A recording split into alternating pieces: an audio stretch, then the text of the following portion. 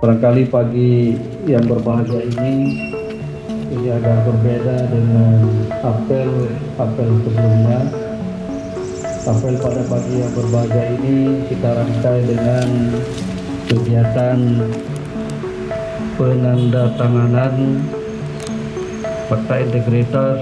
Ini juga dalam rangka mewujudkan 3 program prioritas Kementerian Agama, yang salah satunya adalah peningkatan pelayanan tata kelola pemerintahan ataupun birokrasi yang bersih dan berwibawa. Dan salah satunya adalah dengan penetapan zona integritas ini, penandatanganan fakta integritas yang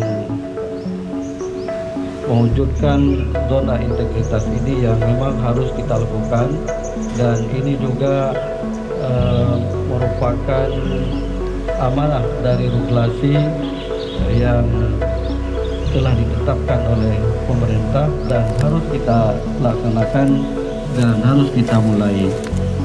Termasuk dalam sesi ini ada 8 area pengembangan, termasuk salah satunya adalah perubahan pola pikir dan mindset dari kita yang budaya kerja. Dan ini barangkali rekan sekalian yang juga pernah saya sampaikan, ini harus kita mulai tindak dinasti. Kita mulai dari kita sendiri, kemudian secara lembaga dengan wilayah kita mulai pada hari yang berbahagia ini. Lebih baik barangkali daripada mungkin hanya sebagai wacana-wacana. Setelah kita mulai, tentu nanti dalam perjalanan banyak kekurangan, kelemahan. Tentu kekurangan kelemahan itu yang kita sempurnakan, kita perbaiki.